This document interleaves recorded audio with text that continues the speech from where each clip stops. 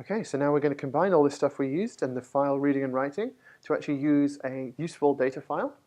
We're going to use a FASTQ file as an example file to read some information from. If you're into next generation sequencing, you'll have come across these files before. They're generated by a bunch of next generation sequencing experiments, and they contain a whole load of information separated into groups of 4 lines. The 4 lines contain different information, but what we care about is the raw sequencing letters that are on this second line. So a FASTQ file will look like this.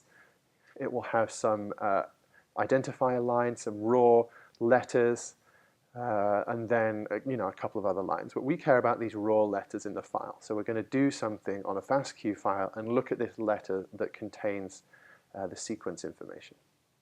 So we can download this file. Should be there. Make sure you're connected to the Collaboratory AP network if you want to download it. Some of the other Wi-Fi in this building sucks. So we're going to download this file, and you should, if you point your browser at it, you should see it looks like a FASTQ file. It has these 4 repeating lines, and it contains a bunch of data. And then in your browser, if you do file save as, you can save this file. And I want you to save it as example.fastq, and I want you to save it in your working directory where you've been doing everything up until now. Be careful when you're saving it from your browser, because you might find that it tries to save it as a web page, as .html or .rich text format or something. Just make sure you try and save it as a plain text file called example.fastq.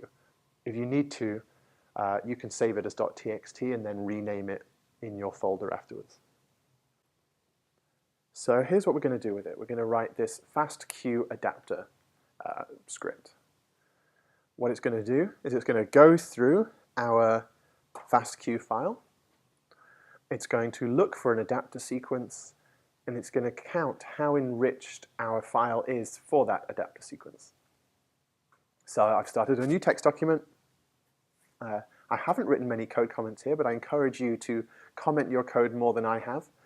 Put comments after the lines as you figure out what they do, and to remind you when you later look at your code how the code works. And yeah, so the first thing we're going to need to do is open our file. So the first line opens example.fastq with read permissions and stores that open file as the file variable myFile. So that's a bit like every open command we've seen so far. The next line just defines a string variable, which is the adapter sequence we're going to look for. It's an adapter sequence I know is in the file. So we're going to define that as a string. I then define 2 more variables, which are counts of the total lines in the file and how many of those lines contain the adapter sequence. So by counting how many sequencing lines there are and how many of those lines contain the adapter sequence, we'll be able to figure out how enriched the file is for our adapter sequence. So then what we need to do is, for every line in the file, do something. Now we've seen for loops before that go over lists. However, we haven't seen how for loops work on files. What for loops do when you do a for some variable in a file variable is they go through and automatically read each line and save that line as the variable. So this line variable will be the first line of the file the first time, the second line of the file the second time, etc., etc. It automatically goes through the file, and we don't need to even call .readLine. We can just use this for loop to go through the file line by line. So for line in my file, we want to do something for every line in our file. What do we want to do? Well, we'll put that code after the colon, a new line and an indentation. What we want to do is we want to first check whether the first character on the line is an N. Now, if you look at the file, you'll figure out why I'm doing that. I'm doing that because the lines with the raw sequencing letters all start with an N. There is, each line starts with a different symbol. There's an @ sign, a plus sign, and then an N. So it's that line with an N that we care about, because that's the line that contains the raw sequencing letters. So what I'm going to actually do is only look at the lines that begin with an N and ignore all the other lines. So you'll notice I have this if the line and the first letter of the line, the letter at index 0, is equivalent to n, I want to do something, and I don't have any else statement in line with that if. I'm not doing anything if the line doesn't begin with an n. So all that will do is it will loop through the file and only do something if the line begins with an n. So those are the only lines we care about. Everything else is going to be ignored. So if the line does begin with an n, what do I want to do? Well, I want to check whether the adapter sequence is in the line. And we do that using the in keyword. So if adapter sequence in line, we know that's going to be true. If the string of the line contains the substring that is the adapter sequence, so if GCC AAT occurs anywhere in my line, that's going to be true. So if adapter sequence in line, colon new line indent again, let's add 1 to the count of adapter. Now remember that plus equals is the same as saying a variable equals its current value plus 1. So count of adapter starts at 0, I do plus equals 1, which will add 1 to that count every time we find the count of adapter in the line. Be very careful with the indentation. Be aware of what we're doing for every line in the file, what we're doing only for the lines that begin with an n, and what we're doing for the lines that only contain the adapter sequence. And then the final thing we want to do is add 1 to the total line count. But we want to do that for every line, whether or not it contains the adapter sequence. So if the adapter sequence is in the line, let's add 1 to the count of adapter. And then afterwards, we add 1 to the total lines. So that's going to add 1 to the count of total lines for every line that begins with an n, whether or not it contains the adapter sequence, because it's not indented underneath the if statement.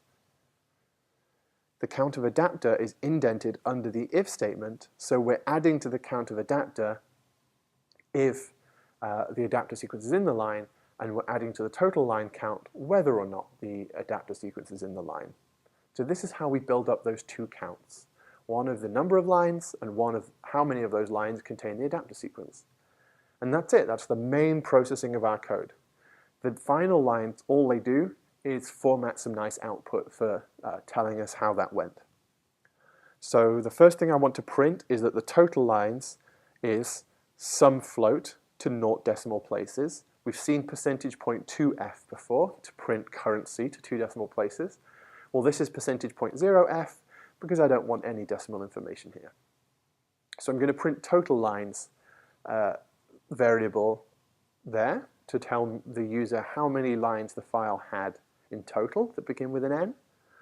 And then I want to print the count of adapter, again to 0 decimal places.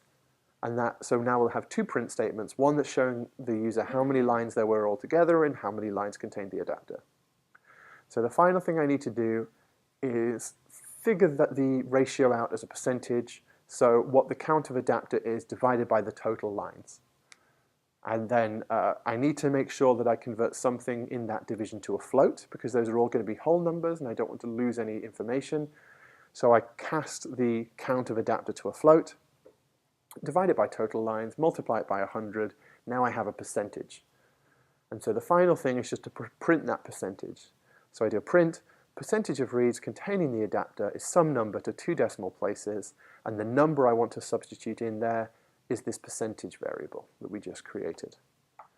So hopefully that code in total will open the file, look for the file line by line, finding the lines that begin with an n.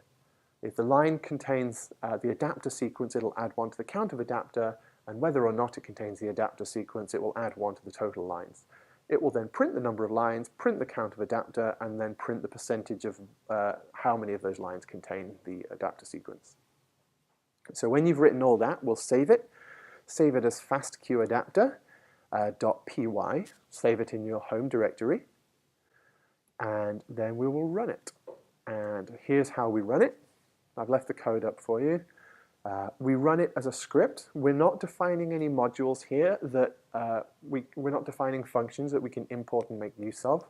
This is just a script that runs through the file and prints some output to the screen.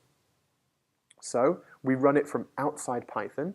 If you're in Python, You need to exit so that you don't have those arrows at the start of your line anymore.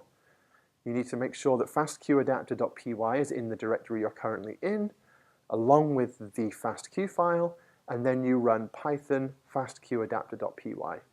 And what you should see is 3 different outputs printed to the screen like this if everything has worked. Okay, so that was the final thing I wanted to do today, and I hope that everyone has managed to follow along okay, but I will be around to help anyone that's stuck, and also we're all available for collaborations to, if you have something more advanced that you don't think you can manage to code on your own. Each of the collaboratory fellows is available for projects, and we work for free. We just ask for authorships on the papers so we can develop solutions for your data sets for you. In terms of continued learning, there is I recommend all the O'Reilly textbooks, not just for Python, but for everything. They all have frightened looking animals on the front, but they're fantastic. The Code Academy course for Python is also great. You can skip a bunch of the beginning exercises now that you've got this far, and hopefully it's useful for you.